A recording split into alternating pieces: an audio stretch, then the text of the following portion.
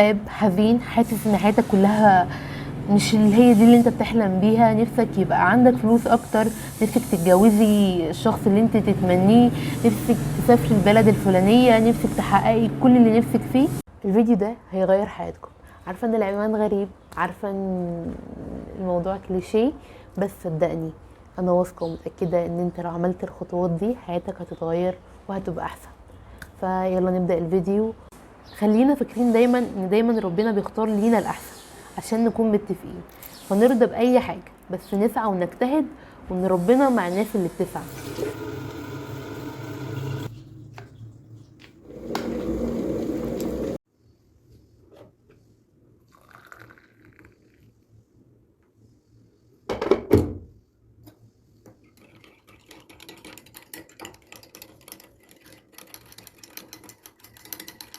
المشروع ورقه وقلم وكده احنا جاهزين عشان نبتدي الرحله اللي هتخلينا نغير حياتنا. سامعين الصوت الرائع ده وفي كل الفيديوهات، بس انا مش يعني انا قررت ان انا هصور الفيديو ده، هصور الفيديو ده مهما حصل اي حاجه.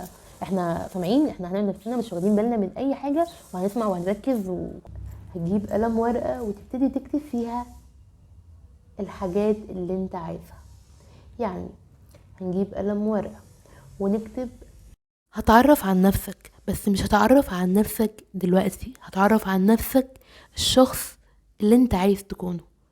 هتعرف ان الشخص دلوقتي انت، هحكي لكم مثلا ان انا اسمي مريم، السنه دي ربنا انعم عليا ورحت عملت عمره، ان انا بقيت بره اكتر باهلي، ان انا بقيت مهتمه بصحتي اكتر، ان انا حققت جزء كبير من احلامي، من القائمه اللي انا كنت كاتباها حققت جزء كبير جدا، ان انا بقيت شخص متسامح جدا مع الناس اللي حواليا وقدرت اتخطى كل الازمات اللي مرت، وقدرت بقيت ناجحه في اليوتيوب، وبقى اليوتيوب بتاعي ناجح جدا وبقيت افيد ناس كتير واسيب اثر فيهم.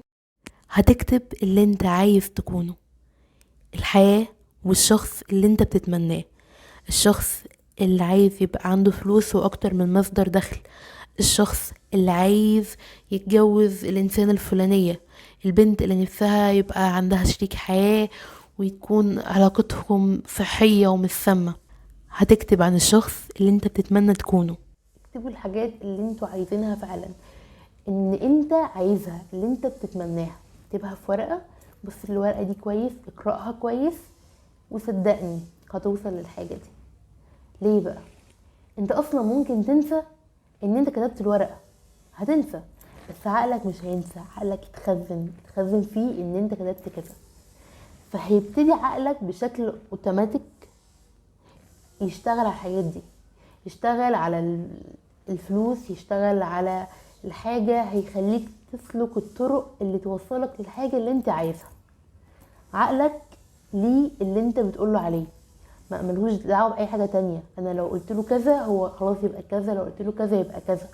لو قلت له ان انا حزينه وتعيسه وفقيره، ان انا صحتي مش احسن حاجه، عقلي هيديني كده وهيوصلني لكل الطرق اللي تخليني اوصل لكده.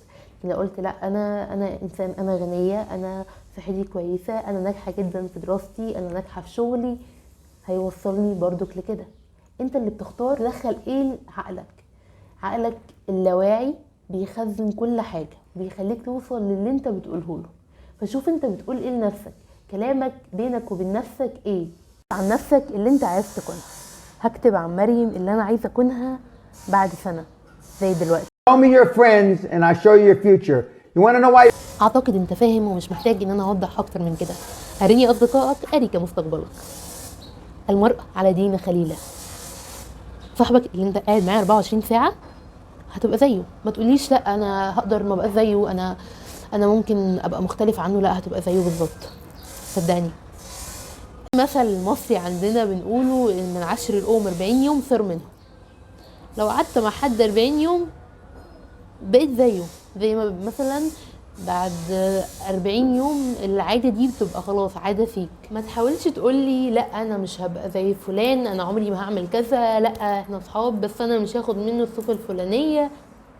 كل ده كلام في الهوا، لانك هتاخد من الشخص ده الصفة الفلانية، لانك انت هتعمل زيه عاجلا ام اجلا. صاحبك اللي بيقولك تعالى نقعد على القهوة ونضيع وقت، صاحبتك اللي لت لت لت لت لت في كلام ملوش اي لازمة وبس بناخد سيئات. كل ده سيئات، كل ده حاجات ملهاش لازمة. اللي عندك كام صاحب او عندك كام صاحبة ناجحة في حياتها المهنية، في دراستها، ناجحة، بتقدم نفسها لقدام، بتاخدك معاها لقدام. الصاحب الفاشل بيشدك معاه، بيخليك زيه. في الاول وفي الاخر فلان ده بعد عنك، ده خير. ابعد عن صاحب السوء، ابعد عن الحد اللي ما يقدمكش، ابعد عن الحد اللي يخليك دايما بتفكر بطريقة سلبية، بتفكر انه قد ايه ان الحياة صعبة، وقد ايه ان انت يا عيني مظلوم، وقد ايه وقد ايه وقد ايه وقد ايه وقد ايه. لا، ابعد عن الناس دي. خليك دايما حاوط نفسك بناس ايجابية، ناس دايما شايفة ان بكرة احلى، ان ربنا معانا، ان في كل حاجة وحشة ده خير، ان لعله خير. حاوط نفسك بناس ناجحة عشان تبقى ناجح. لو مفيش حد حواليك ناجح، روح اماكن فيها ناس ناجحة عشان تبقى انت معاهم. خليك انت الشخص الناجح. تقول بس ده صاحبي، صاحبك لن تقدموا مع بعض؟ لا خلاص. يعني ايه صاحبي وهو بيخليني ابقى حد بضيع وقتي على القعدة على قهوة بنلعب بلاي ستيشن، مش بنعمل حاجة مفيدة؟ صاحبي ايه؟ صاحبي ايه اللي مش عايزني ابقى حاجة كويسة؟ خليك فاكر المرء على دين خليله. احنا بنيجي في الدنيا مش مختارين اسمينا، مش مختارين اهلنا، بس احنا اللي بنختار صحابنا، احنا اللي بنختار. طبعا كل ده مكتوب، بس الخيار في ايدك، انت اللي بتختار حياتك. الانسان مخير. صحابك انت اللي بتختارهم. لو انت فرضا اهلك ناس سلبيين، كلامهم سلبي، بيحطموا فيك، اهلك مهما كان اهلك، بس صحابك انت اللي بتختارهم. فلو حد مش هيقدم ليك حاجة كويسة، مش هيكون صاحب صالح، مش هيكون حد عايز لك الخير، حد بيشدك لطريق وحش، ابعد عنه. يا حلوين، انا مريم، بعمل فيديوهات مختلفة ومتنوعة عن الحاجات اللي انا مهتمة بيها. فلو دي اول مرة تشوفني ما تنساش تشترك في القناة وتعمل لايك للفيديو. الفكرة دي انا شفتها وعجبتني جدا، فقررت ان انا اشاركها معاكم عشان دي نقطة مهمة جدا.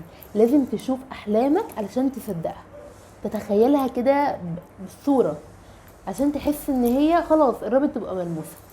هنعمل ايه؟ هندخل نجيب الصور، حاجات احنا عايزينها. زي مثلا انا عايز اجيب الدرجة النهائية، انا مثلا عايز اعيش علاقة حب رومانسية وصحية، تمام. عايز اروح اعمل عمرة، عايز اروح البلد الفلانية، عايز يبقى معايا عربية، عايز يبقى معايا فلوس. لازم اشوف الحاجات دي علشان احس ان هي قريبة مني، تمام. احنا بقى هنعمل ايه؟ هندخل نجيب صور الحاجات دي، مش صورنا احنا، لا، صور من على الانترنت، من على اي مكان. هندخل نجيب الصور، الحاجات اللي احنا عايزينها، تمام، ونعمل بيها فيديو، تمام. هنعمل بقى الفيديو ده ازاي؟ من اي ابلكيشن انت عندك بتعرف تشتغل عليه. هتجيب الصور دي، صور الحاجات اللي انت عايزها، اللي انت نفسك تحققها وتوصل ليها، هتجمعها، وكل صورة هتقول دي عربيتي، دي البيت بتاعي، دي شكل حياتي في المستقبل، دي درجات اللي انا هجيبها في المستقبل، بصوتك. تعمل كده فيديو صغير كل يوم الصبح، كل يوم قبل ما تنام تتفرج عليهم. جرب كده لمدة شهر، انت شايف الصورة وسامع، انت كده بتدخل في عقلك ان الحاجات دي هتحصل. انا هجيب العربية دي، انا لما اقول دي عربيتي انا هتبقى عربيتي، لما اقول الشركة دي انا هبقى فيها، انا هبقى فيها، لما اقول صورتي هتتحط على غلاف المجلة الفلانية، صورتك هتتحط على غلاف المجلة الفلانية. الحاجات دي مهمة جدا. ربنا دايما بيقول لنا انا عند ظن عبد بي، ظن الخير هتلاقيه. لو انا حطيت دايما الخير هلاقي الخير. فاوحش حاجة بتمر بيها احنا بشر، وانا كمان او بيجي لي وقت بحس فيه ان انا مش قادره اكمل، مش هبقى الحد القوي اللي قادر يستحمل ويعدي كل الحاجات دي. بحس ان انا عايزه انهار، عايزه خلاص يعني وصلت للقاع. بس لما بوصل للقاع خلاص، طب ما انا وصلت للقاع، ايه اللي هخسره؟ انا تحت، مش هخسر حاجه، مبروك. ابتدي بقى اشتغل واعلي نفسي واظن الخير في ربنا، علشان خير الله عليك ليفاجئك بالذي هو حب اليك. من الجمل الجميله اللي انا بحبها لدرجه اللي انا طبعتها وحطيتها قدامي كده علشان دايما افتكرها لما عيني تيجي عليها واحس ان انا متضايقه ان الحاجه اتاخرت، انا مستعجله، افتكر احمدي ربنا يا مريم، اشكريه على اللي عندك وعلى اللي موجود، واعرفي ان الحاجه اللي اتاخرت هو خير ان هو يتاخر. اوقات بنسى، احنا بننسى، احنا بشر، عايزين دايما حاجه تفكرنا انك، وان انت تبقى دايما شاكر لربنا اولا، للناس، لنفسك. انك تقول شكرا دي حاجه جميله، انك تقول شكرا. تخيل ان انت بتقول لحد شكرا، عملت لحد حاجه وشكرك وكان مبسوط جدا، انت من نفسك هتبقى حابب ان انت تزود الحاجه دي. عملت لحد كوبايه شاي حلوه قوي، هيقولي شكرا بجد، تسلمي، كوبايه شاي جميله، مدح في الكوبايه، شكرني. انا من غير ما يطلب المره الجايه هعمل له كوبايه شاي، هحاول اخليها احسن من كوبايه الشاي اللي انا عملتها اول مره عشان هو شكر. تخيل بقى انت بتشكر ربنا، تخيل كرمه، تخيل ان شكرا يا رب على كل حاجه، فربنا هيديك اكتر. ده راضي، ارضى عشان ربنا يديك، ارضى باللي حصل، ارضى باللي هيحصل، ارضى باللي موجود علشان توصل للي مش موجود. الرضا من الحاجات اللي احنا بنسعى ليها. من وانا صغيرة كانت دايما دعوتي يا رب خليني من الناس الراضية، يا رب اكون انسانة راضية بكل حاجة. فيا رب كلنا نبقى من الناس الراضيين دايما بقضاء ربنا، راضيين باللي عندنا، راضيين بنفسنا عشان ربنا يدينا اكتر. لكل حد بيشوف الفيديو ده دلوقتي شكرا، لاي حد بيقول كلمة كويسة شكرا، لاي حد ما تقولهوش شكرا. احنا عملنا كل حاجة، تمام ايه؟ ومتشتغلش على نفسك. يعني مش معنى ان احنا عملنا كل ده وشكرنا وبقينا ناس ممتنة وحلمنا ان احنا نقعد. ما انا لو قعدت في اوضتي ايه اللي هيحصل؟ مش هيحصل حاجة. ابتدي اشتغل، ابتدي روح اماكن تنفعك في مجالك، ابتدي اسعى، ما تقعدش في مكانك ثابت ومستني كل حاجة تتحقق. لا، احنا بنشتغل عشان ربنا ونحلم ونصدق احلامنا عشان ربنا يدينا. ما يا رب انا عايز انجح على اليوتيوب مثلا، ماشي، وانا مش اصلا ولا بقوم اصور فيديوهات ولا بقوم اكتب سكريبت ولا بنزل الفيديوهات، طب ما ازاي هنجح؟ لازم اشتغل علشان احقق اللي انا حلمته. اهدافك من غير شغل دي مجرد احلام في الهوا، امنيات. لازم تشتغل وتدعي وتكون مخلص وتعمل كل اللي عليك علشان تكون راضي على نفسك. يا رب انا عملت اللي عليا. واخيرا يا صديقي هقولك اصبر عشان انت عملت اللي عليك، اصبر عشان ربنا اكيد مش هيضيع تعبك. معرفش هيجي امتى، بس الاكيد ربنا شايف مجهودك وشايف اللي انت بذلته فهيديك اللي انت عايزه.